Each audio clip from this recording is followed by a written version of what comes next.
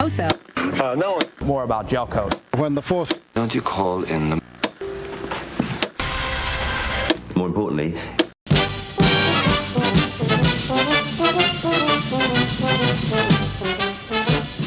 Hey there, Tutti Fruities. It is episode 16 of TV Talkaholics. I am David Almeida, and it is my pleasure to introduce my co-host, Emmy Award purchasing artist, Matthew Arter.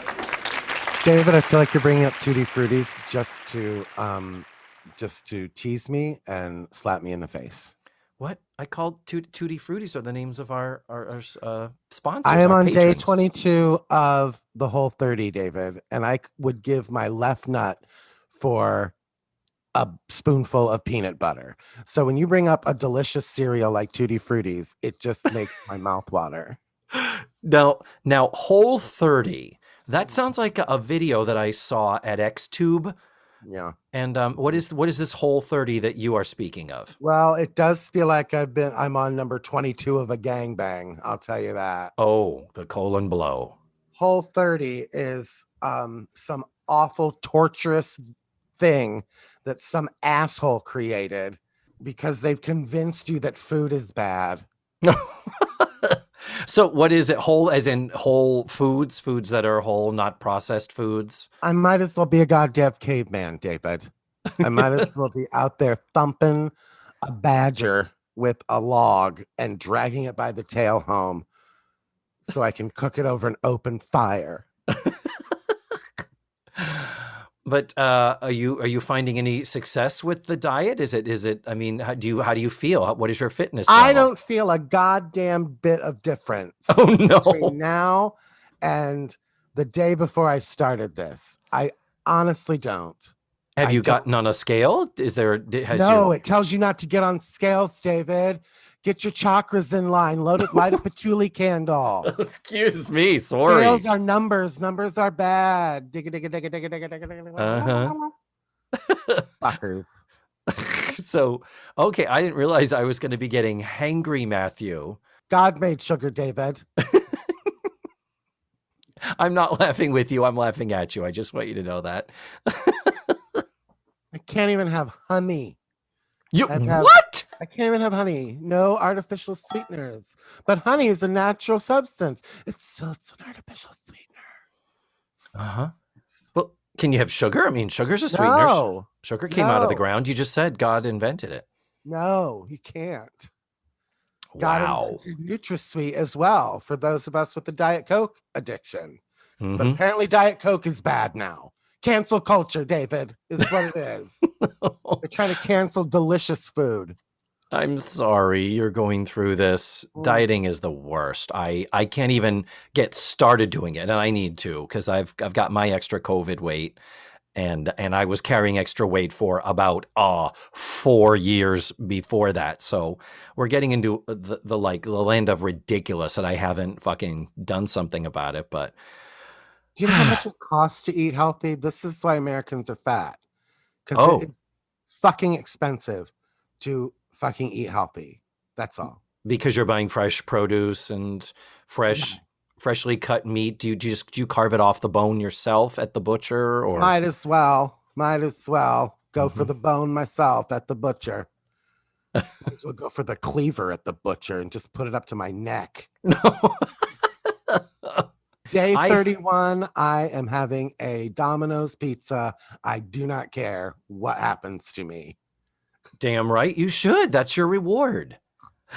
Well, I'm very sorry that you're hangry and not in the best of spirits, but I know one thing that I'm sure would lift the spirits of even the hangriest of people is the wonderful 1981 TV movie called Twirl. Twirl. A TV made for TV movie, David. It was, according to everything I read, the TV answer to the movie Smile. We talked about Smile. Why does Smile keep coming up on your podcast, David? I don't know. There's clearly something trying to push us towards it. Maybe we need to watch the original movie. No, you do not. Did you see it? Yes, it's awful. But then you say the musicalization is awful. Why would they make an awful musical out of an awful movie? I don't know. Why do we have a musical about Chitty Chitty Bang Bang? Why not? People fucking will do anything. Or the Witches of Eastwick that can't get to Broadway, or Dirty Dancing the musical that can't get to Broadway, or Ghost the musical that was so goddamn bad that Orlando actually only gave it half a standing ovation.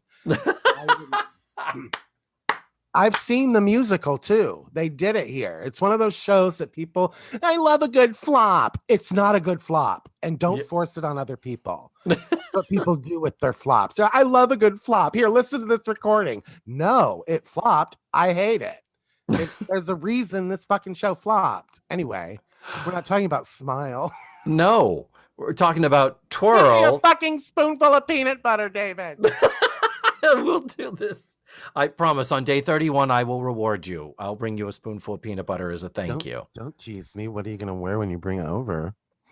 My large size t-shirt that is too small for me, that I have to keep pulling on away from my waist to try and increase the diameter of the fucking shirt so that it's not like an unintentional Spanx garment.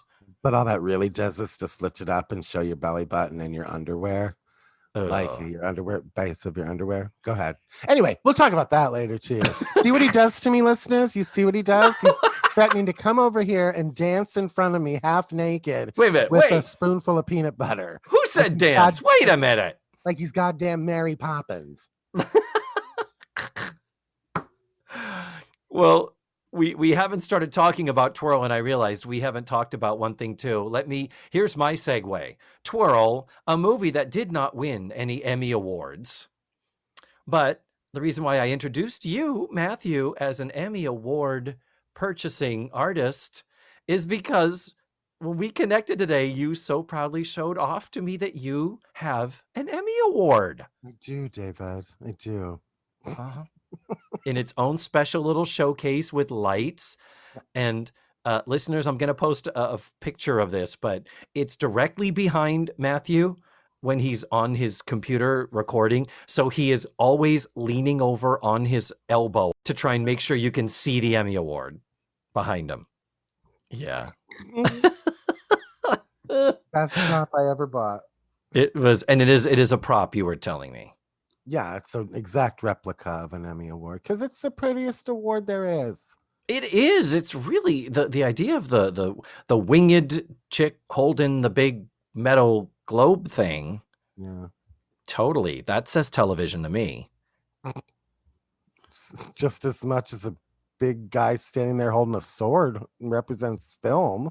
Mm-hmm. At least the Grammys, it's a record player, for crying out loud. And the Tonys. What is the Tony anyway? It's like a fucking you've been here for 10 years award at a company. It looks like that. Like, oh, here's your Tony. You've been here for 10 years. That's right. It's like a spinny coin with the comedy tragedy masks on it. Yeah. And before they were that, it was like literally just like a plate. Like you won like a plate that said Tony. Like a candy dish. Kind of. Huh. Wow. Anyway, we are about to embark on the journey of deconstructing this wonderful TV movie called Twirl. And yeah. Do you wanna give a general synopsis? It's a movie about the Miss Twirl USA pageant. But you wish it were a documentary. Oh, yes. Oh, God, yes. I'd be much more interested in the actual people that do this and have these feelings for baton twirling. Uh-huh. I certainly understand fandom, and I certainly understand obsessive fandom as I sit in front of a wall with 9 Hello Dolly posters on it. I understand. But there were a couple times I was like, oh, it's a fucking baton twirling contest. No, I know. I mean, it was crazy. You'd think this was life or death. And you'd think it was the Miss fucking Universe pageant, what they put him through. Yeah. It's so bizarre. I think bringing up the fact that you wish it were a documentary, that's a good movie to compare it to, is Drop Dead Gorgeous. It's like the melodrama narrative version. It is not a mockumentary even. It's just a narrative film and a little heavy on the melodrama. Over that, but yeah, you do wish. Oh my God, if someone, it would have been the greatest prequel or sequel to Drop Dead Gorgeous to do this with that same type of a treatment. I would love that. Oof, oof. Well, while you sit there oofing, we're going to talk about some basics. The movie is 1 hour and 36 minutes long. It is available for viewing for free on YouTube. I've already posted it on the Patreon for the patrons of the show.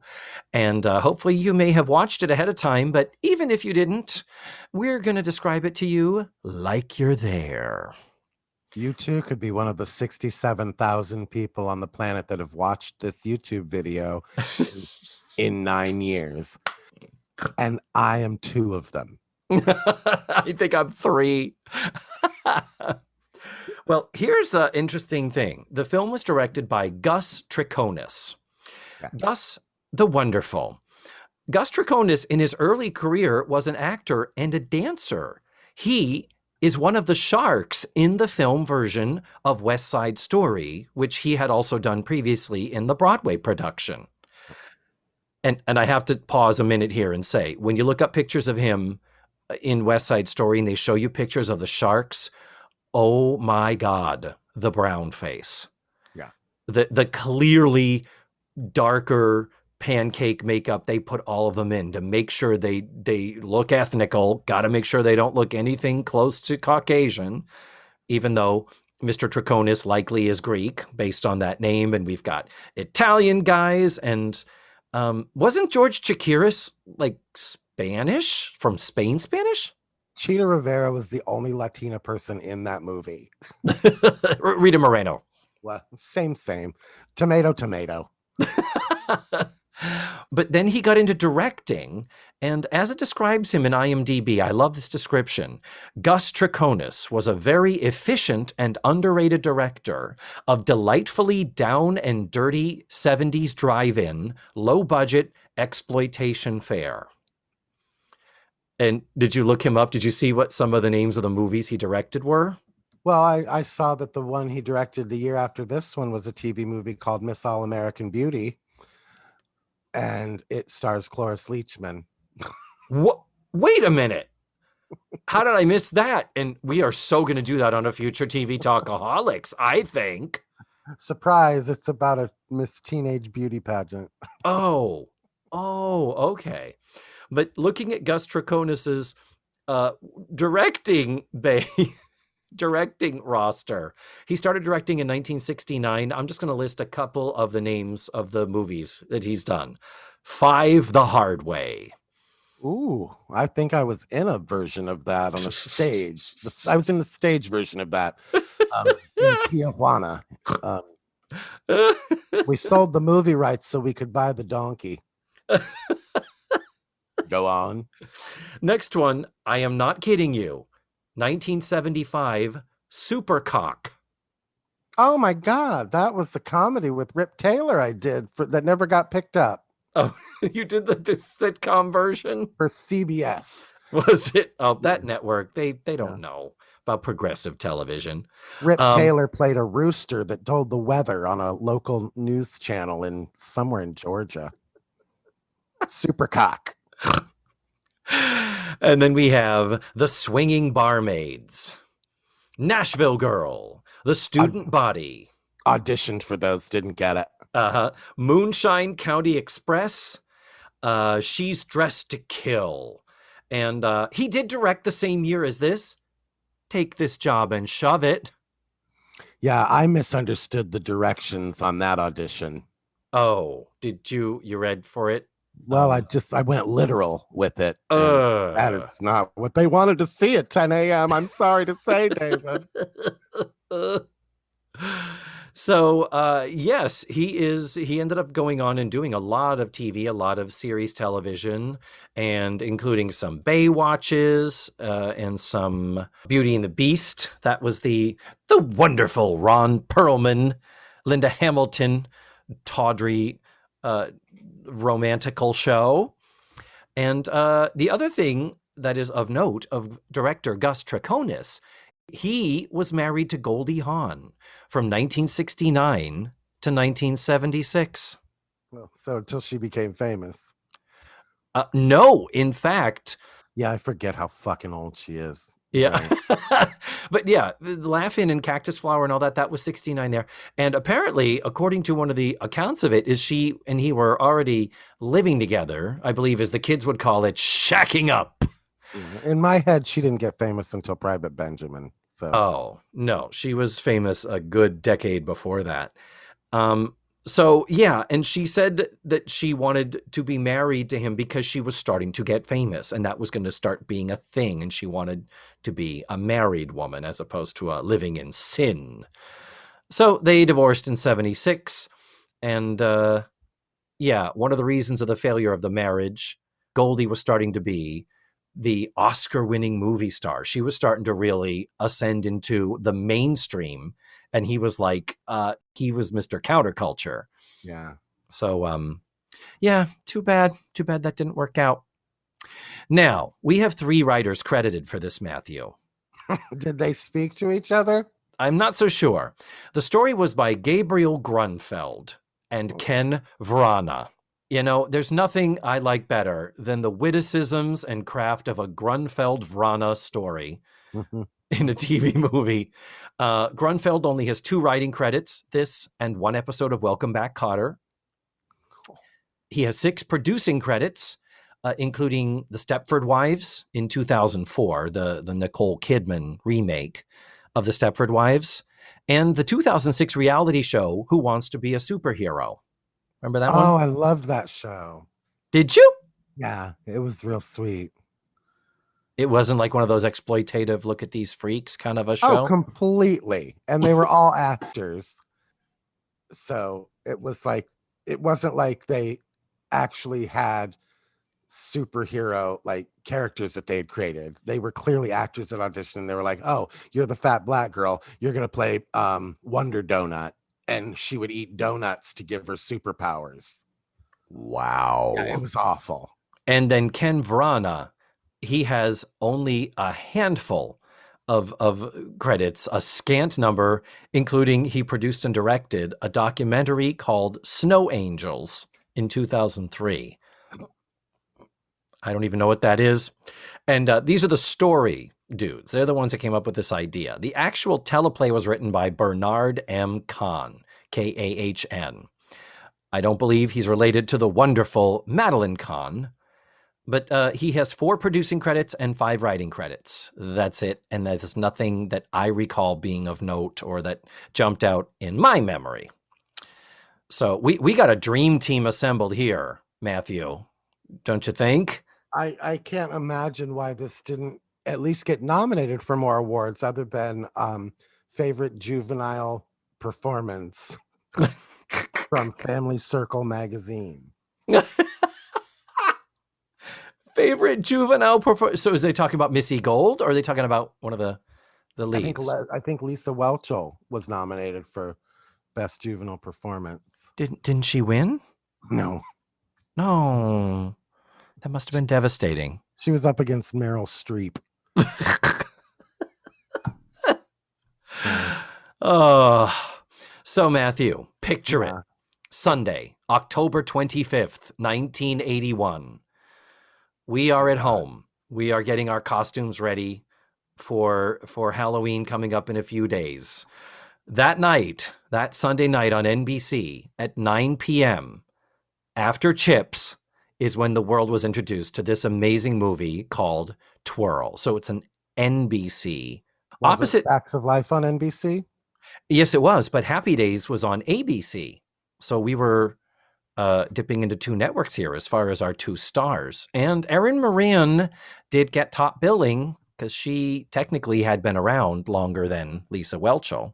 See, every poster that I looked up had fucking top billing went to, oddly enough, Sharon Spellman. Yeah, there's that video. It's like a video cover, and it lists the 3 adults. Yeah. And Aaron Moran. Billing. Moran. Whatever. Yeah. I'm just gonna call her Joni. Joni. Wasn't by 81, was she on Happy Days still, or was she on Joni and Chachi by then? She was on Happy Days. Joni Loves Chachi would not happen until 1982. Okay. And that only lasted a season or a season and a half, and then she went back to Happy Days. Yes, but before we start talking about Erin Moran and Lisa Whelchel in detail, just to recap what else was on that same night. On ABC, we had the series premiere of Today's FBI. Actually, it was 2 one-hour episodes they ran back to back, but it was the first time. It was the first airing of this. It only lasted 18 episodes, and it was an attempt to update the FBI, the TV show that ran from 1965 to 1974. And it didn't work. Wonder why. Yeah. I don't know who starred in it, but I don't recall the names being anything that jumped out at me. But yeah. And then on CBS, which is honestly, this is where I would have been tuned in.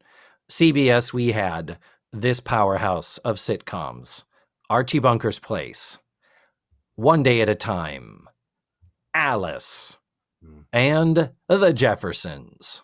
Oh, God.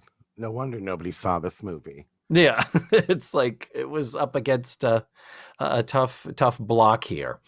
But yeah, so the movie stars, as we already talked about, Erin Moran, best known for playing Joni on Happy Days. Happy Days ran 11 seasons. Jesus Christ. From 1974 to 1984. Good Lord, it ran all the way to 1984? Yeah. And the episode that is the Jump the Shark episode, where that term was coined, that ran in September of 1977. So Happy Days, which begot the term Jump the Shark, it jumped the shark only 3 years into a 10-year run in which 11 seasons happened. I don't know how that all... I don't do the math there, but it says it's 11 seasons. But well, there are people that would wager that the Facts of Life has jumped the shark now that they're in Edda's Edibles. Yeah, and Matthew, I'm not sure anything has happened yet to sway me otherwise. As far as I have found seasons 5 and 6 at Edna's Edibles to be wildly inconsistent. I mean, it's becoming a sitcom, just like the Golden Girls, where they did not expect 2 queens to sit down and analyze this fucking show. Well, what everybody next. We couldn't remember that Natalie didn't. Oh, wait, didn't Natalie already say she was going to college in this episode? How dare her say that she's not 2 seasons fucking later? It's called a show Bible. It should have existed. I don't know why it didn't occur to them to make one, but it's called a show Bible. You could read it once in a fucking while. Paul Haggis, before you go on to your Oscar-winning work. All I can do is say, if you, assuming everyone listening to this listens to the podcast, I think that my problems with seasons 5 and 6 are justified, and I have certainly not been specific and voluminous in laying out the reasons why I believe that. No, you've shared your opinion. Mm-hmm. Exactly. So, unfortunately, we lost Miss Erin Moran. She died in 2017 at the age of 56 to throat cancer. My God, she's your age. And so, shut your pie hole. I was not 56 in 2017. Suck my dick. Anyway. You see the offers he gives me later. But the deal is, she had fallen on hard times. She was one of those former famous people that ended up living in a trailer park and had no money and clearly wasn't collecting any residuals. That wasn't a thing. And it's too bad. Her life ended up kind of ending too early and somewhat tragically. And then we have her co-star, the wonderful Lisa Whelchel, your close personal friend. The beautiful, the Gorgeous. gorgeous. My God. The camera just loves her. Beautiful, beautiful girl. Yeah. Now, this would have been filmed in between seasons 2 and 3 of The Facts of Life. So we are still in the Eastland years. We don't have any layers in her hair. We still have just that beautiful, sun-kissed, long, flowing, cascading mane that we love so goddamn much. Just stunningly beautiful. And this is taking place in Texas. This is about Texas twirlers. And it stars Erin Moran, who is a California girl raised on the West Coast. Lisa Whelchel, Texas girl. Her accent, authentic. That's how she talked growing up. And as we've pointed out, occasionally, unintentionally, talked on The Facts of Life. Yeah. Yeah. Last thing before we go on, just about where I'm going to call them Erin and Lisa. I will be calling them Joni and Blair. But they are both in high school with this, correct? I would assume so because, well, but it's 1981. Right. So, well, the deal is that Erin Moran is 20 in this. The actress is 20, and Lisa Whelchel is either 17 or 18. I think they might have been filming right around her birthday in the springtime or summer. So she's likely, I'm going to go with 18. So we've got a 2-year difference between them, and they're playing besties. And it didn't even occur to me, do they ever go to school in this, or is this like a summer vacation story? I guess it has to be summer. I assumed it was a summer vacation story. Yeah. Now that I've watched it twice, you'd think I would have noticed, but I'm like, I don't think or believe there was anything to do with school. This was a extracurricular, as it were. So yeah, the long and short of it is that this is about the goings-on behind the scenes of competing in the Miss Twirl USA baton spinning twirling competition. Yeah. And we have these two best friends, and they come from different families. And at the beginning of the show, they say, let's not ever, ever let anything come between us, even though we're both competing for this same title. And then the movie proceeds to present us all of the things that come between them. And for the most part, that is their families. Yeah. On the way they make it sound, on their quest for world domination.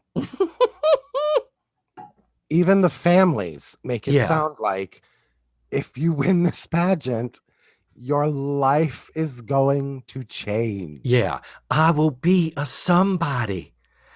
I will be a somebody. People ask me for my autograph. Yeah. Will they?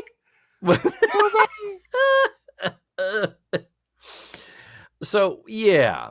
And then, so we've got kind of the build up to the two of them. And then inevitably we have, I don't want you talking to that girl no more. She's not your friend, and you have to stay focused. It's just going to interfere. And because it's going to interfere, if you lose, you're going to be a nobody. And I didn't raise no nobodies. And so the two of them can't be friends, mostly instigated by Blair.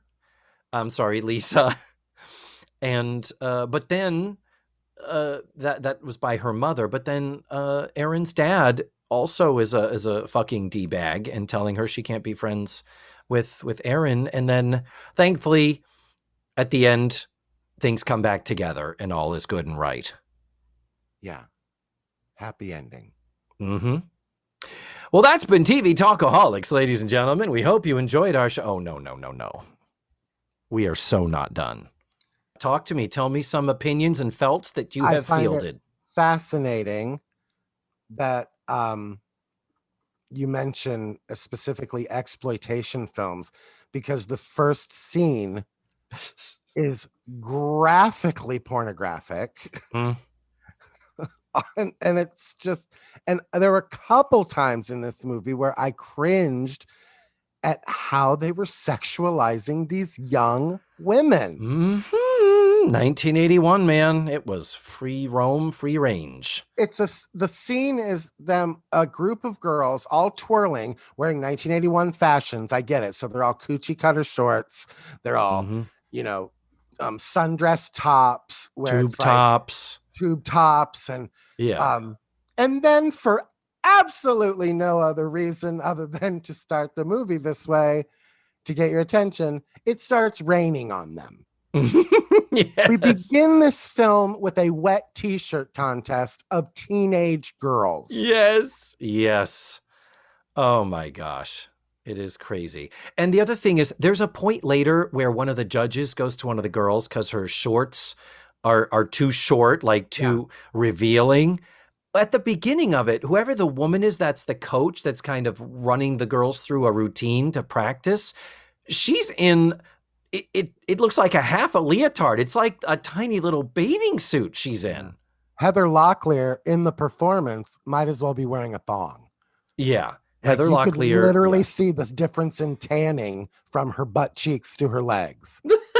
That outfit was so far up her ass that I felt uncomfortable watching. Yeah. Yep, that's right. One of Heather Locklear's first gigs, in fact. We have other people in the film. Maybe let's go through some of the cast. I'm not going to do career retrospectives, Matthew, I promise. But the deal is just to sort of give a little bit deeper understanding. Erin Moran has a real family, a full family, a mother and a father, whereas Lisa Whelchel is from a broken family with a single mom. Yeah. So Erin's family is her dad, played by Charles Haid, Haid. He had a TV series called Del Vecchio shortly after this, and then he played Officer Andrew Ranko on 144 episodes of Hill Street Blues after this. And he is angry AF in this movie. Oh my God. And we don't find out why. Like, he's just a miserable, mean, just like awful. Like, there's nothing lovable about you at all. And they kept trying to say, like, oh, he saved the town. He gave me money. Like, they try to make it out like he's this wonderful human, but we never see that. Like, they give him an award and they're like, you've done so much for this city. We don't know what he does, what his job is. I assumed he was the mayor or something by the way they were talking to him. But I don't think we ever find out what his business is. He mentions he made his business a success, but he's just a miserable man. Yeah. I was like, at least give me a reason why he's so mean. He's also like the head of the planning committee. He's like the chairman of the board. Like, he's the one introducing the judges to the people and all that. But it's just, there's no sense of, well, he had a future in athletics and it slipped away from him. But he's just terrible. And he's the one saying the lines like, you don't come in second. Second place, still a loser. First place, only option. No daughter of mine is going to be a loser. I mean, bad stuff. I mean, it's an interesting choice to make it the stage dad instead of the stage mom, you know? Yeah, I'll give you that. And speaking of all things, a stage dad for a baton twirling contest? I know. What are you, queer? Jesus. It's like, I secretly wanted to be one of them pretty girls spinning them batons, but they told me I was strange when I wanted to do the things the girls did. At least that would have been something to play, for crying out loud, that he was secretly trans long before it was fashionable to be so. And something the woman playing his wife would be very familiar with. Yes, I was going to say, speaking of stage moms, the mom of Erin Moran is Donna McKechnie, Broadway dancer. Oh, the wonderful Tony Award winner. Mm-hmm. Donna McKechnie was in the original Broadway cast of A Chorus Line in the coveted role of Cassie, the girl who had been a star but now just needed the fucking job and was back auditioning for the chorus. And it's a massive dance role, huge solo. And she played that role for 25 years? She did step back in every once in a while, I think, for publicity reasons to keep the show running. I think she stepped back in a couple times, but she only did it for a couple years.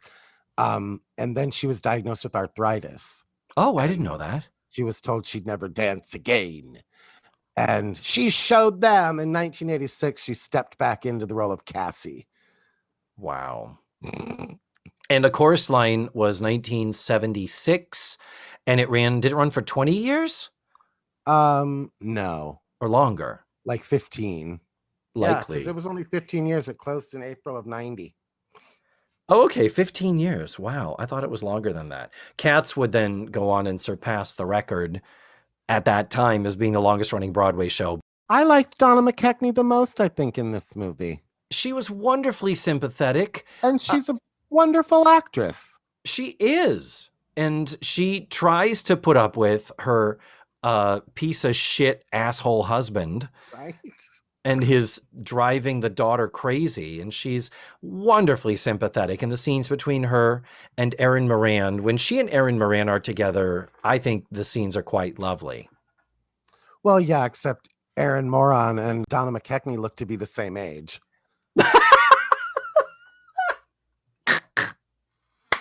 Because you remember when Erin was on that episode of Finding Love for What's His Pussy? Chachi Finds Love or whatever. Yeah. Yeah. Scott Baio, yeah. 33 and single or something, or 55. They brought her back so they could film them having a date. And she was too batshit crazy for Scott Baio. Wow. But yeah, this is that 1980s where girls all dressed, young girls dressed and looked like 45-year-old steno pool secretaries. And yeah, unfortunately, even though she is 20, she doesn't look that much younger than the wonderfully youthful Donna McKechnie, who's great on it. I didn't realize Donna McKechnie was on a lot of episodes of Dark Shadows. Yeah, she's also Sam's. She dated Sam on Cheers. Oh, that's right. That's right. Was she like his ex-wife? It says on her IMDb that she was his ex-wife, but or it says on her Wikipedia page that she was his ex-wife, but they never established, I don't think, that, like, it doesn't say anything on Cheers's page about her being his ex-wife. Oh. She's only on one episode. Interesting. And then lastly, in this family, this is a family, mother, dad, 2 daughters. The other daughter, the younger sister, is Missy Gold, whom everybody will know and remember and recognize from Benson. 158 episodes from 1979 to 1986. So this is in the middle of her Benson run. Yeah. So Missy The Gold oldest in the Gold dynasty. Yeah, as opposed to Tracy Gold. Yeah, Tracy Gold is my age. She's 51. She's a year younger than I am, actually. That's why she's not getting work. Yeah. But yeah, her sister Tracy Gold is known for playing the daughter on Growing Pains also. So we've got these 2 sisters, kind of like the sitcom daughters for the 70s and the 80s. And yeah, now in Lisa's camp, that's Joni, that's Erin Moran's camp. In Lisa Whelchel's camp, we just have her and her mom. Her faded, sad, alcoholic, man-hungry, pathetic, single mother. Yeah. Played by Stella Stevens, who was on Flamingo Road. She was also on Santa Barbara. She has, I think, the most confusing hairstyle of all the hairstyles in this. Did you see it? Did you notice? Yes. It was like Tracy Turnblad's hair grew out. It's like blonde on top. She's got like 4 streaks of blonde and then the rest of it's brown. What's that? And it's so weird. It's like, was it like they attached a piece? Was it like a fall? And then she showed up the day of filming and was like, oh yeah, I decided to frost my tips. Yeah. And they just went, well, we've got the brown wig. We're clipping it in and just letting shit fall where it does. Weird. Very weird. It is blonde on the top, just framing the face. And you can sometimes do that. Make the hair a little bit lighter to frame the face, makes it a little more natural, softer, but not when you have bleach blonde on the top and dark chocolate brown Yeah. on the sides. And what comes out during the course of this is that there was a brief time that Stella, Lisa's mother, had an affair with Charles, Erin's asshole dad, making him an even bigger asshole. But still laying the blame on her because she says, he didn't ask for nothing. He gave me money because he saved me. Like, again, he's this hero in disguise. Yeah. And she's like, I felt like I obligated, she says. She felt obligated.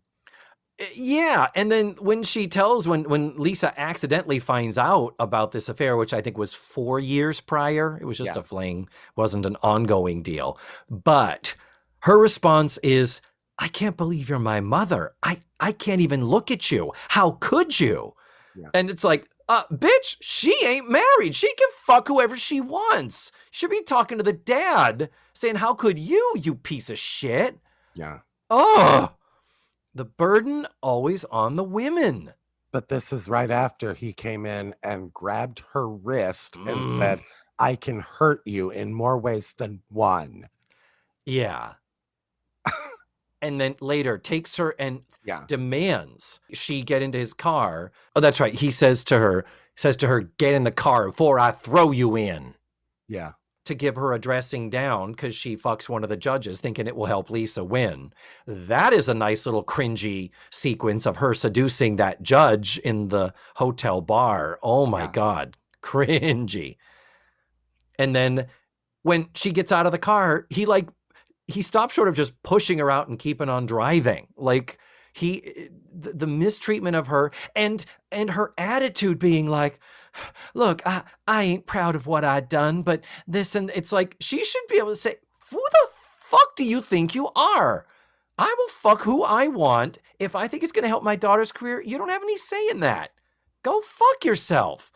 You could have ruined this whole thing for everybody. And it's like, it is just twirling, right? Yeah. It's like I said that several times throughout this movie. This is a baton twirling competition. Yeah. Like, I said it out loud several times. Yeah. And the women are always on the defensive side. Even Donna McKechnie, for how much I love that performance, there was no time when the harshest thing that Donna McKechnie said to him was at the very end. She says, if you need 4 judges to tell you what kind of person your daughter is, then you're not the father you think you are. And that's it. I wanted Donna to push back. At one point when she's like, you're pushing her too hard, she's going to crack.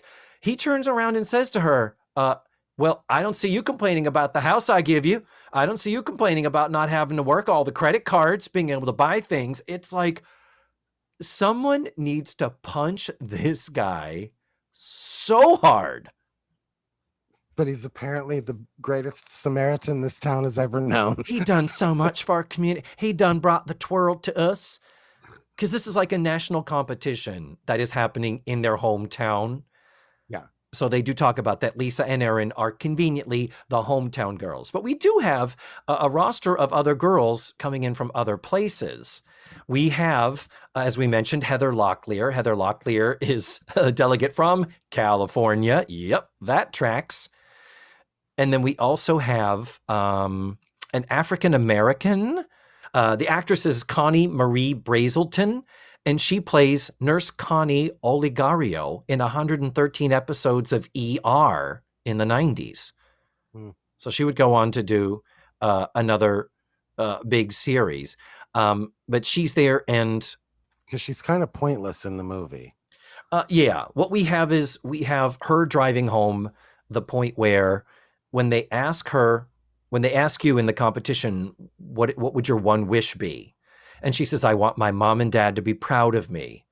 And then while they're talking about this at lunch, Missy Gold, who aspires to be a twirler herself, though God knows why, witnessing the fucking abuse happening against her sister in the same realm, But she says to the black girl, could I have your autograph? Like, it was so nice to hear some of the stuff she said. And Erin Moran's like, don't ask me for my autograph. What the fuck? And then storms out and is mad.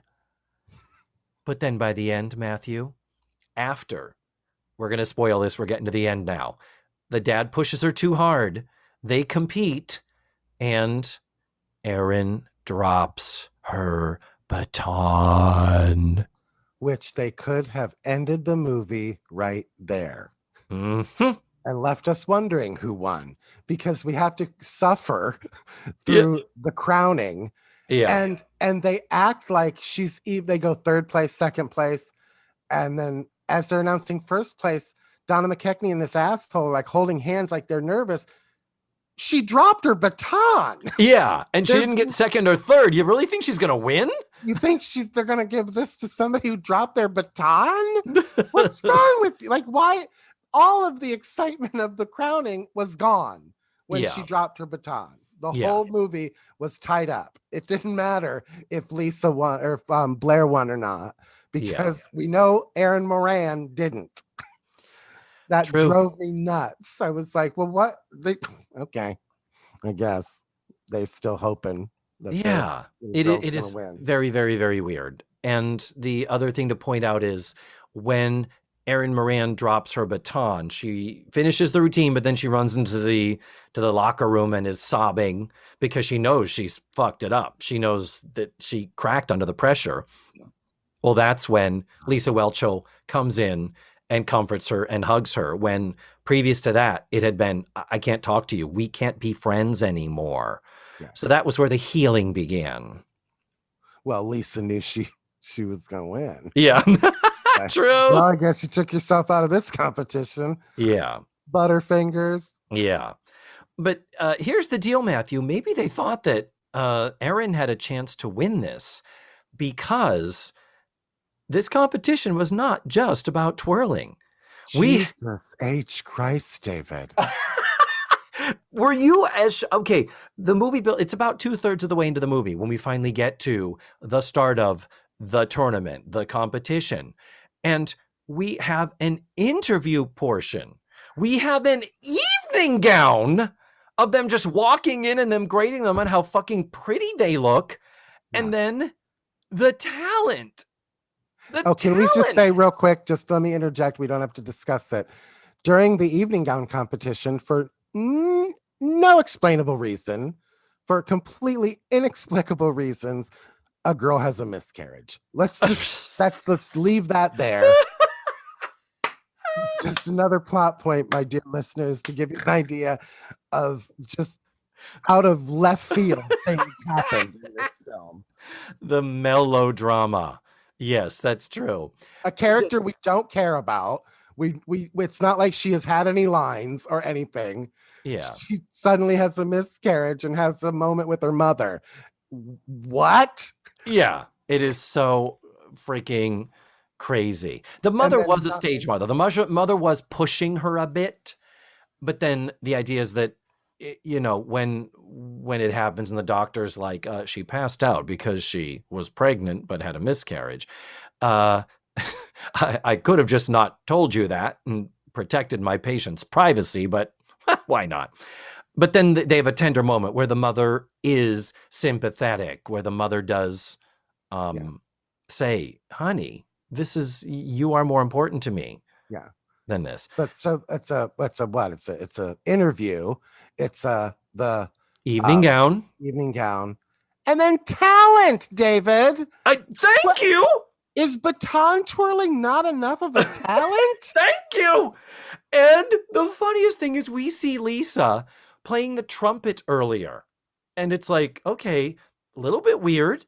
Okay, she's playing the trumpet. I guess that's her way of unwinding, of dealing with the stress of, you know, having a whorebag, slutty single mom.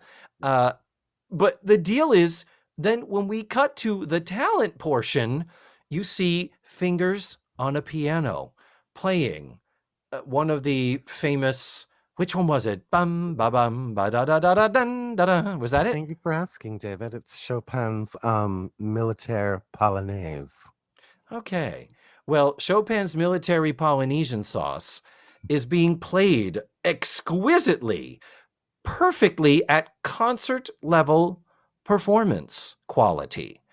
And then it cuts to the wide shot, and it's supposed to be Erin Moran at the piano playing. We've never seen her touch or look at a piano for the entire thing, let alone practice as much as you would need to play that piece halfway competently.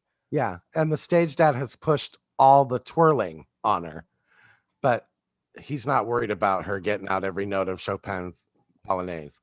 But and you say we've never seen her even look at a piano. I don't think Erin Moran even had looked at a piano before she sat down to pretend to act to play it. She's looking at the high notes on the high keys when the low keys are being played. She's just everything is wrong with it. Almost as bad as Lisa's trumpet playing. Yeah, which is so obviously dubbed in later, and there's notes coming out when you can see her inhaling. Yeah, it's really bad. Half fingering. I played the trumpet. So, did you? Yeah, I know. I knew you were a good fingerer.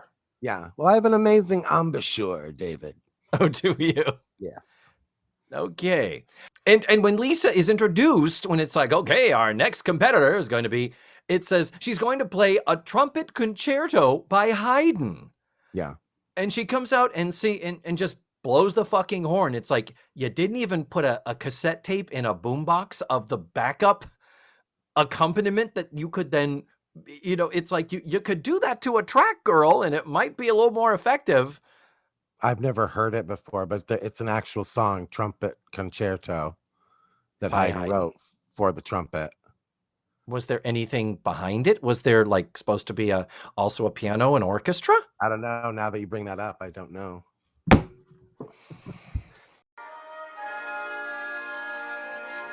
Might be a lot of her standing around waiting for.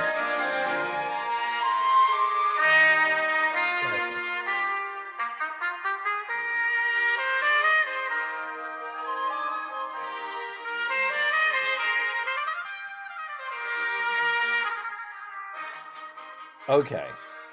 Yeah. But just to verify, I'm not crazy, that a trumpet concerto, a lot of people don't know, is the Italian word for concerto.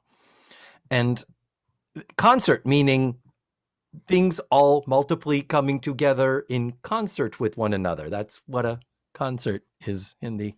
Yeah. Trumpet solo passage for trumpet by another composer. Sure, I could sign off on that. But anyway, bad trumpet lip syncing, bad piano finger syncing. And we also have girls tap dancing and playing the flute. They bring out a set of parallel bars. For some bitch to do gymnastics. It's like, what the hell? But I don't think they show it anymore, do they? The talent portion of Miss America. But do you remember when Miss America, I remember one time, one came out and did a comedy bit with the ventriloquist. And it was just so fucking weird that. Well, yeah, but Miss America still has talent, but right. Miss America is just a general pageant with certain divisions. This is an actual spinning to baton competition. Yes, but it's just funny to me that they would choose, what would this baton twirler in Texas, this female baton twirler in Texas play in 1981? The trumpet. Yeah. Give her a harp or something. Something that would be, after everything else in this movie, I would expect a more sexist, give her a flute or something. Because that's more of a female instrument, a quote unquote female instrument. Yeah, there had been another girl there with a flute, but yeah, I'm going to go on record saying this may be sexist, this may be not, but just in general, trumpet, not really a girl instrument, not really something that you see young girls in bands playing. I mean, I'm not saying never, and there's no reason they can't. It's just, it's clearly not one of those instruments that girls are drawn to, or that parents of girls move their girls toward playing, probably for, again, about that embouchure and the fingering. We had one in our marching band, a female trumpet player. Did you? Out of 20. Huh. Yeah, I don't know if there were any female trumpet players in my high school group, but yeah. So this highly illogical, extremely confusing talent section. Oh, Connie, the African American. We underscore the entire thing with her singing, "Turn the beat around, love to hear percussion." Love that song.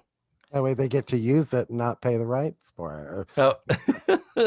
But to me, I don't know how any of those girls could have possibly hoped to compete against Heather Locklear, standing there with a skeleton and a wooden pointer and naming all of the bones in the human skeleton one at a time, starting at the cranium. Giggity. And just 18-year-old Heather Locklear naming bones. Naming bones. Yeah. Again, there were some producers that were. Yep. So yeah, this whole competition is so crazy. Finally, at the end, when we get to them actually outdoors doing the actual baton twirling and stuff, and it gets really exciting, but there's also a sense that, okay, the baton twirling vocabulary is fairly limited, wouldn't you say? How so? Explain what you mean. Just meaning there's only so many different ways to spin, throw it up, catch it, put your hands at your neck and watch it flip around your head and your neck. Well, funny you say that, David, because Yes.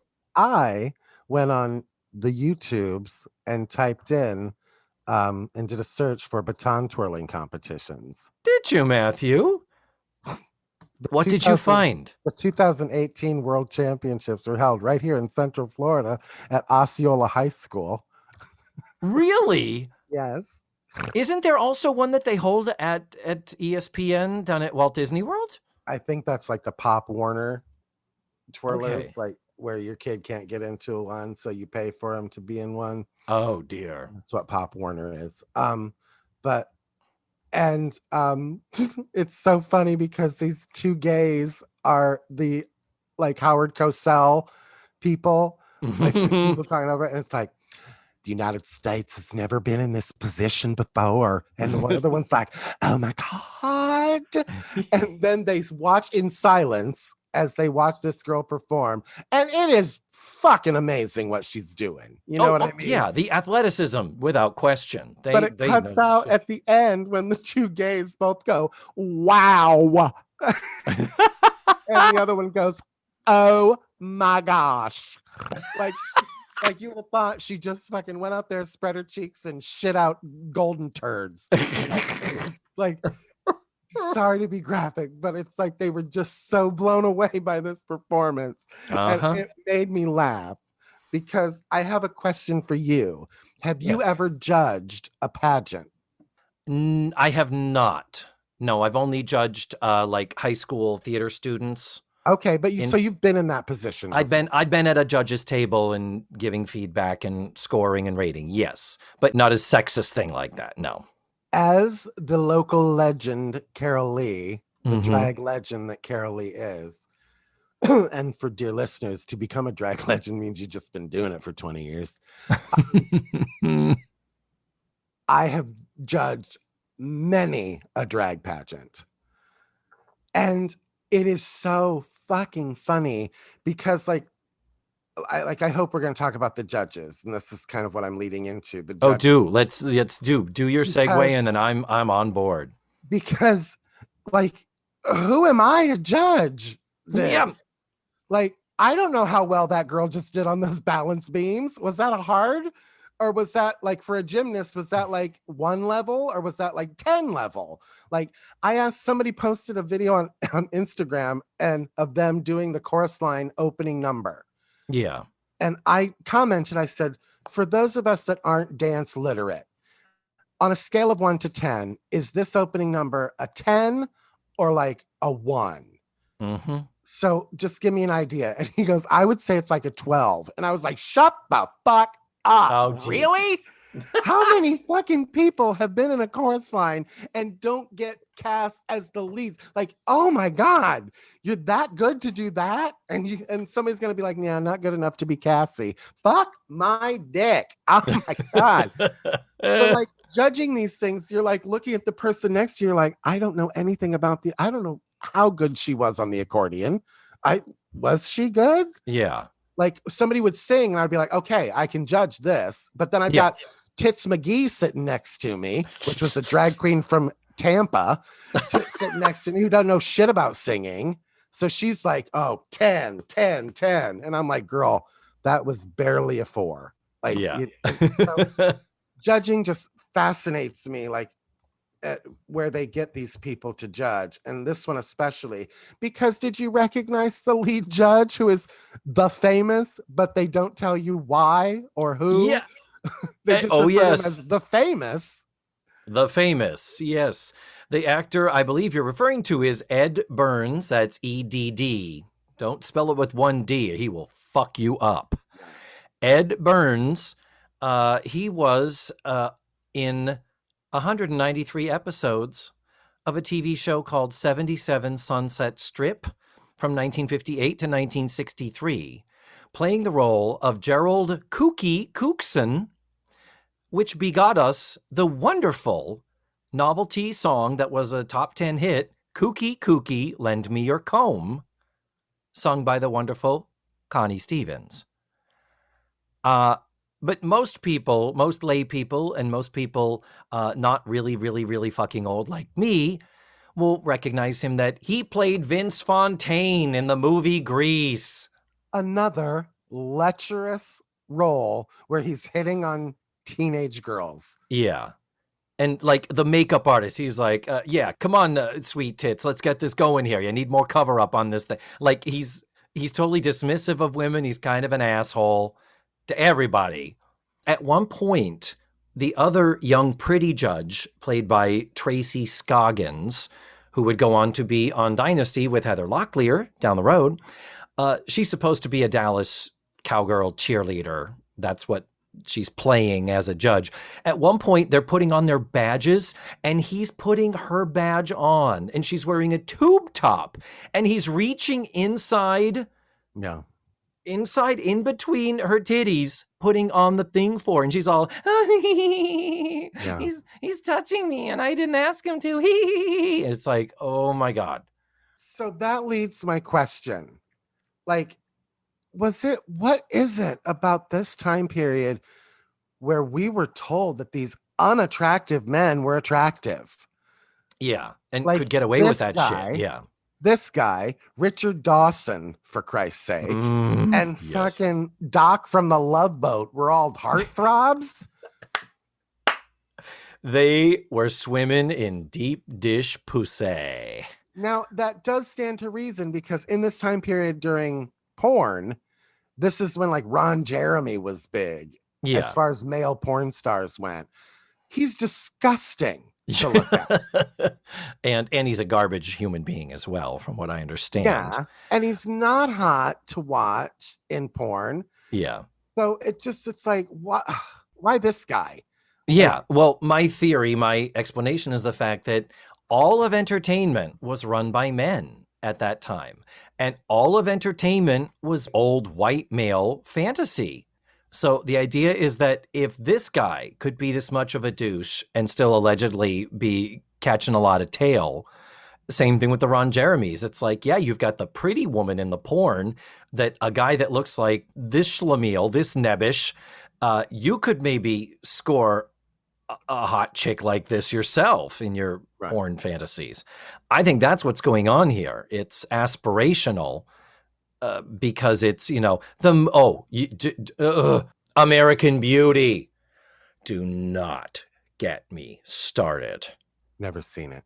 It won Best Fucking Picture. And it is about Kevin Spacey as a dad wanting to fuck his high school daughter's best friend.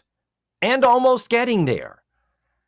And the entire movie is just this creepy old white guy fantasy of fucking a pretty teenager. And it won Best Goddamn Picture. Yeah, it had Annette Bening for color. It had some cool performances by Wes Bentley and Thora Birch and all that stuff. A lot of window dressing. But at the core of it was Kevin Spacey. Already creepy. Not even in hindsight. He was already creepy even back then, as far as I'm concerned. Yeah. So American Beauty is a great example of how that was like 99, wasn't it? American Beauty was I don't know. far after this. And it was still one of those things that was just perpetuating this gross thing of old lecherous dudes. And I'm glad, hashtag time's up. I'm glad we're seeing somewhat of the tide turning where people are going, no. You know what? Stop it. Yeah. Hashtag knock it off, guys. Guys. Come on, you guys. No, you. Oh, and the other, just while we're here in the land of misogyny and grossness, there is a young driver of one of the vans to get the girls from here and there, a young redheaded guy. Yeah. It's actor Christopher McDonald. Do you recognize him? Yeah. He was Thelma's wife, he was Thelma's husband in Thelma and Louise. Mm-hmm. And a fuck ton of other movies and stuff. Usually playing gross skeevy dudes. Yeah. Kind of, sort of. Well, at one point, he pretty much throws Heather Locklear into his child molester van. Yeah. And then later, when the button-up female judge is out with the disgusting, gross, misogynistic Vince Fontaine judge, they catch them in the van, and he's on top of her, and there's noises coming out that don't sound like he, we're having fun. Yeah. And yet Heather Locklear is like, we weren't doing anything. You're going to disqualify me. I snuck out the window. I'm sorry. And then part of me is like, at least the judge, the woman judge says like, girl, are you for real? Do you... The movie is so unclear whether Heather Locklear really wanted to be there or whether we've just interrupted a fucking rape. And also, again, she does victim shame her. She's like, this is all your fault. Yeah. Like, what could have happened? There's only half a bottle gone. What could have happened? And it's like, well, did you want to talk to that guy who did this, lady? Like, I would have preferred a dressing down of him rather than a dressing down of Heather. The innocent. Yeah, exactly. It's ugh. The other judge, the head judge, so to speak, is the wonderful Sharon Spellman. Love her in this movie. Who, this accent is ridiculous. Mm-hmm. And she's the only thing I knew her from was she played a doctor on one episode of The Golden Girls when the girls had the flu. And of course, somehow in Miami, they had a doctor that was making house calls. And this woman, this Sharon Spellman shows up, and they make comments about, I don't know how I feel about being examined by a female doctor in 1986. So I love how everybody's like, oh, the Golden Girls pushed the envelope. They did, but there were some things that was like, but, and then she says, so if it makes you feel better, I used to be a man. That was her big punchline. Oh my God, I remember that. She says, I'm kidding. A little doctor humor, a little female doctor humor. I remember that. Yes, nothing like a good trans joke. Yeah, again, that's another whole time's up with that shit too. But honestly, I think her performance in this, the accent's a little broad, as are many of them. She's still got a bouffant hairdo. She has still got on her Chanel suit. She is dressed to look out of date and out of step and buttoned up and super conservative. She's the one that goes over and says, your panties are too short. Yeah.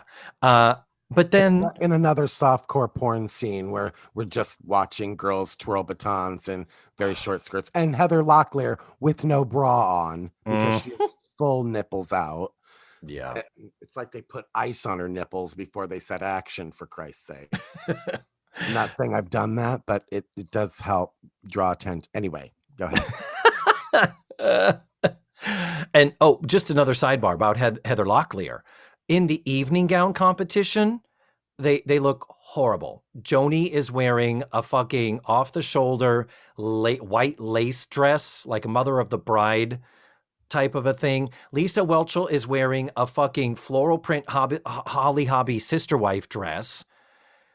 And then 1981. Haven't you ever seen like a wedding picture from 1981 where no one looks comfortable? Like, no one looks like this is, I feel so good in this. Nobody looks like that. Nope, that never been said in 1981. But Heather Locklear comes in the evening gown. She is wearing this silver, what do you call it? Halter thing. Shows off the shoulders. It comes up the middle, goes around her neck.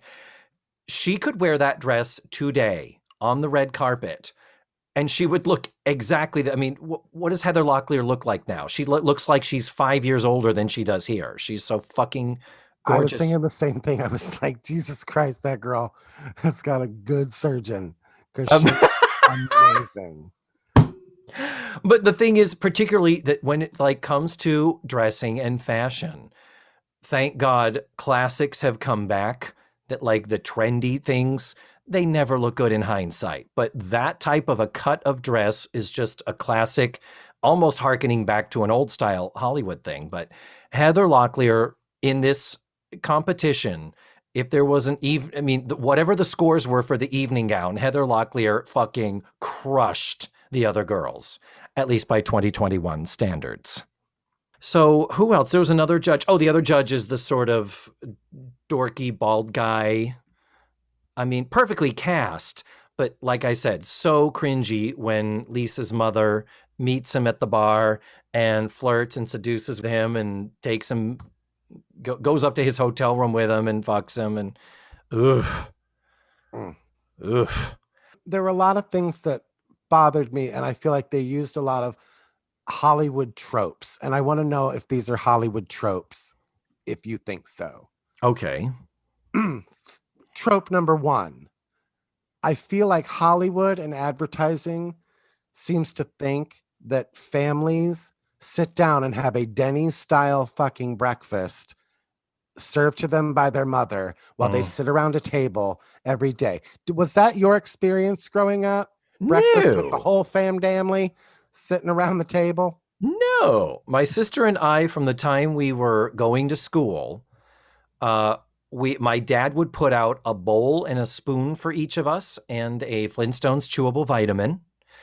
And it was up to us, part of our morning getting ready for school. And I'm talking, grammar school. We knew how to get a box of cereal out of the cabinet. We knew where the milk was in the fridge and how to pour milk over cereal. And that was our breakfast. We did that on our own. My mom never cooked breakfast for us until many, many years later. And even then it was like on a Sunday, maybe my mom would make pancakes or something. Yeah, that's true. Yeah. Or waffles or something. Yeah. That might be a Sunday special thing. But it was still never us all sitting around like, oh, I'm late for school, but let me sit down and have a waffle, some bacon, some eggs, some scrambled eggs, and Jesus Christ, I get it. The mom has nothing else to do. I get it, but I just wondered if that was a trope for you.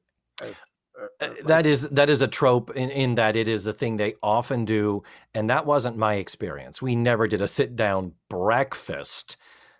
My mom, before my mom went back to work, which is when I was like in 4th grade or so, is when my mom went back to work. And then she was up in the morning getting ready like the rest of us. She was throwing an Eggo waffle into the toaster for herself. And I could scramble an egg and I could make peanut butter jelly toast, which I still enjoy a lot to this day. Do you eat that on your loaf bread that you keep in the refrigerator? I do. It's from the fridge. I do. Because I toast it. Another Hollywood trope is when somebody has to acknowledge that somebody's drunk and they look them in the eyes and go, "You're drunk." Yep. Have you ever dealt with a drunk person where you had to be like, "You're drunk"? Yeah. Typically, a drunk person isn't really receptive to hearing that anyway, really. Come on. I can't imagine in life where I would ever come up and have to be like, David, you're drunk. like that's gonna snap you into like, oh my God, I am. Oh, stop. I should get off Matthew. I'm drunk. Yeah. And the last one that I have is a Hollywood trope is secret handshakes. Where did that come into play here? She did one with fucking Twirler's Promise, and then they do this fucking handshake. Oh, you're right. Claire did one with her mom later on. That was completely different. Oh. Do people have those? Did anybody have those? Like, was that a thing? Yeah. And a handshake is a fairly visible public thing. Once one does a secret handshake, is it really a secret anymore? I don't know. I've never been a party to a secret handshake. Yeah. It's where it's like we're playing patty cake for 8 minutes. You know what I mean?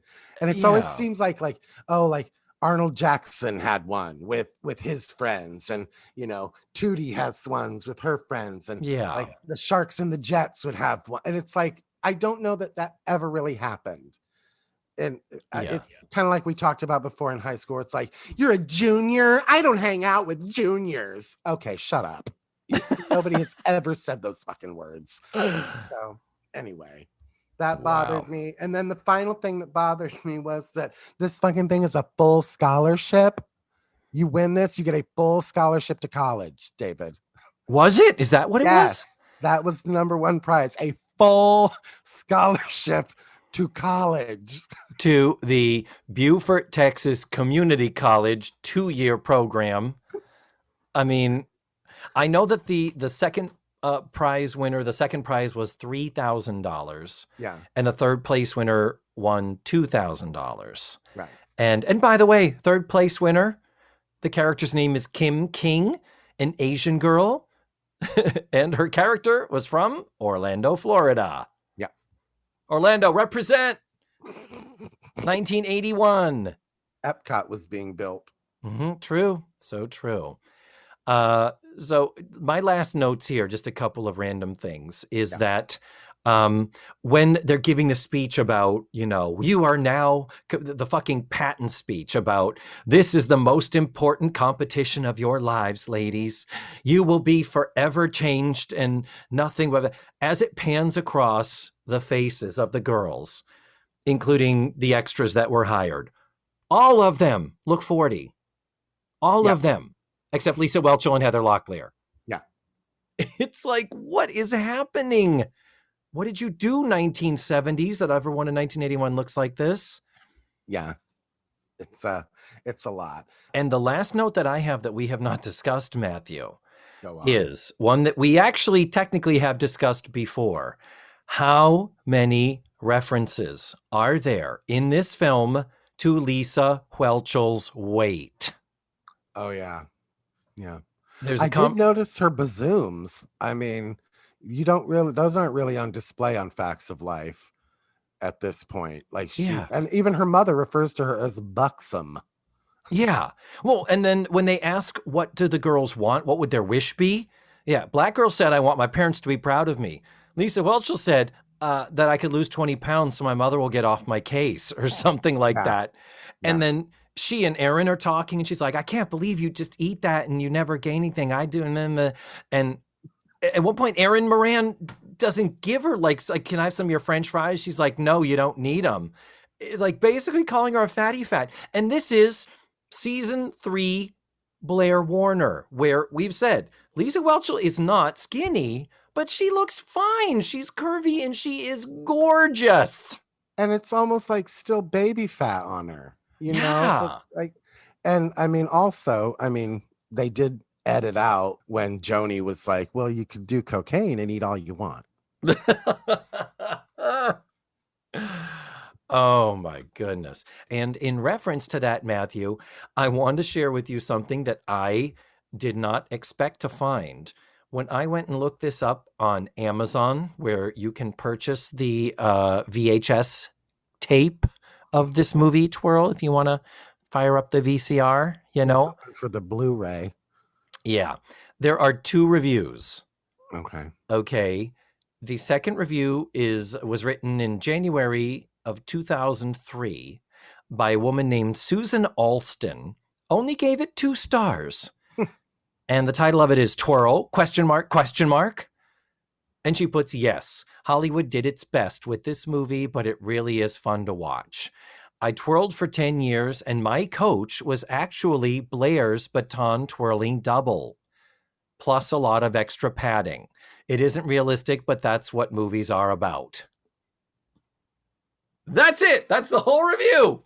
Plus a little extra padding. Excuse me, bitch. But what it is that at the end, when they're doing the super high energy choreographed baton routines, that's not Erin Moran. That's not Lisa Whelchel doing those routines. They do some baton twirling. They're both capable of doing it. But like the heavy duty routines, you see them only in full body and from the back. Huh. So I assume they were stand-ins. And it did occur to me that, wonder if, how they did that in terms of would they have had to cast a less emaciated twirler to do the routine for Lisa.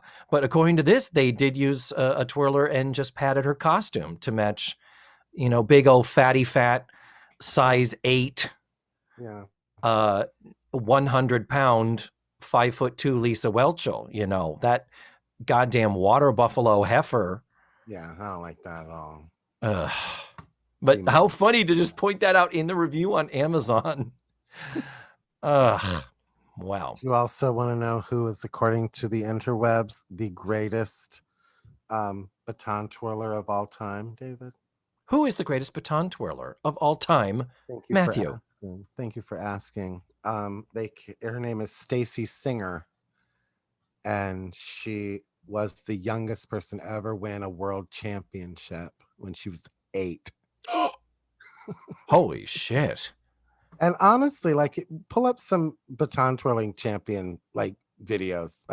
They're doing amazing things, but I cannot imagine it encompassing my whole life. I just can't.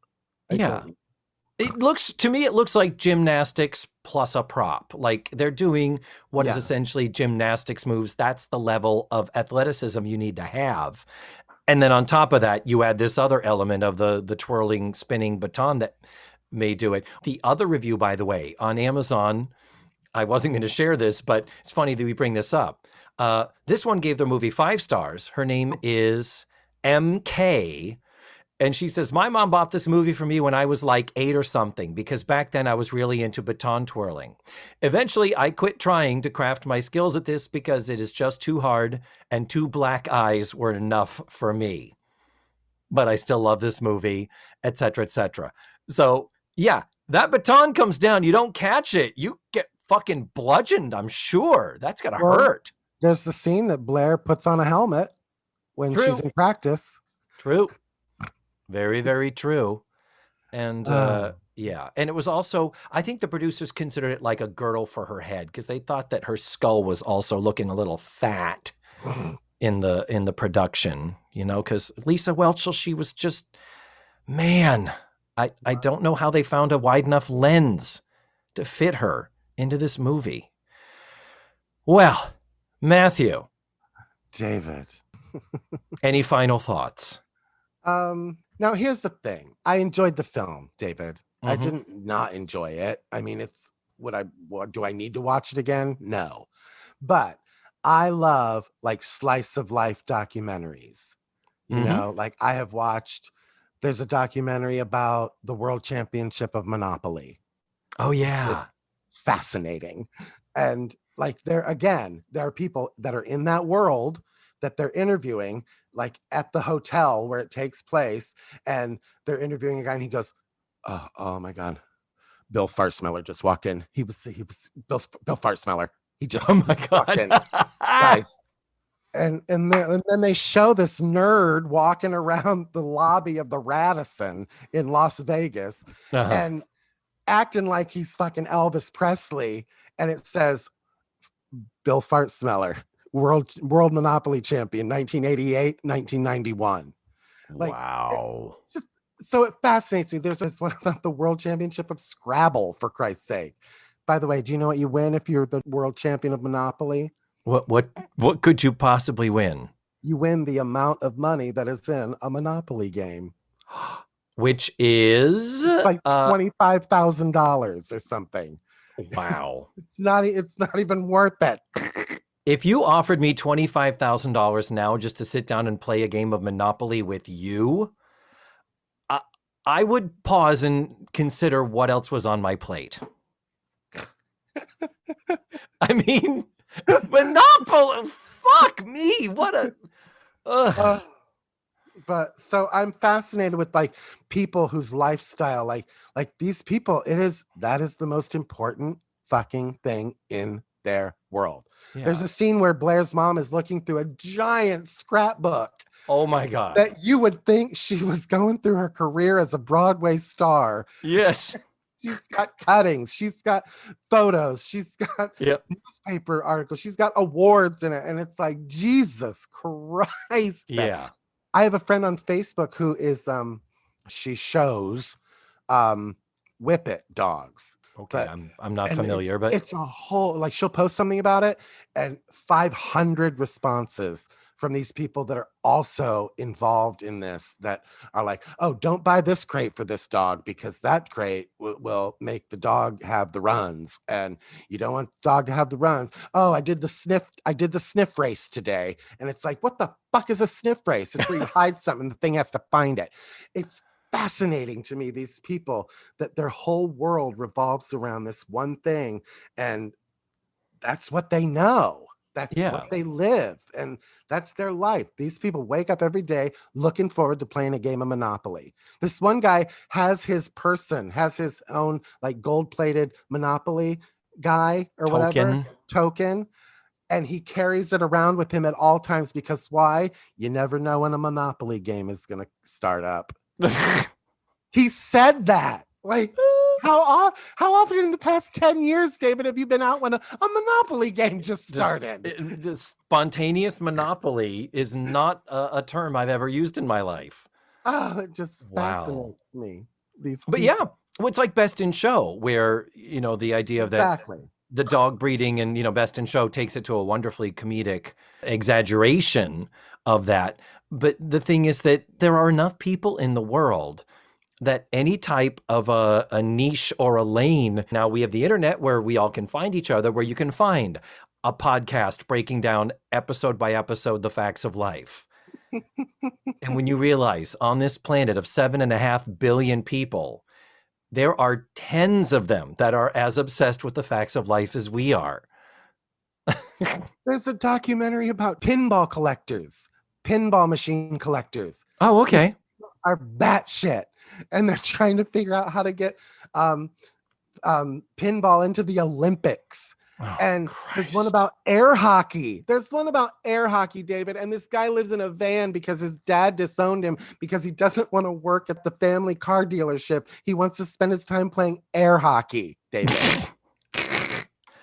And you say there's one about, is this a series you're talking about? No, there's all movies. So just documentaries you can find on what, like Prime or Netflix? Prime. Yeah. Wow. I mean, like that Donkey Kong one, the King of Kong. Yeah. Oh, sure. People, like, fucking their whole life revolves around video games from the 80s. Yeah. Not even video games that are today. Yeah. Anyway, so if you like a slice of life about how crazy the baton twirling people are, by all means, check out Twirl, David. I think people absolutely should, Matthew. Well, I think we've pretty much come to the end. I think there's nothing more to be said about this.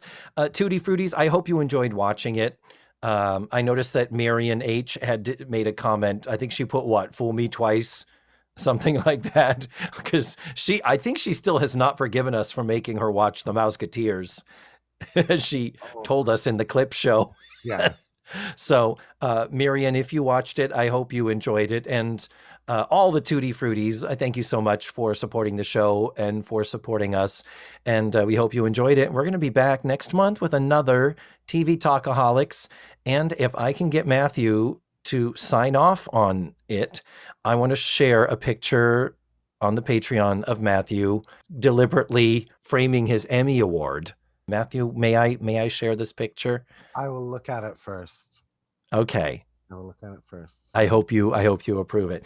But until next month, guys, thank you so much for supporting the show. We so appreciate your being Let's Face the Facts fans and for being Tutti Frutti supporters. And until next month, this is me saying goodbye and me saying David has clearly, obviously fallen in love with me.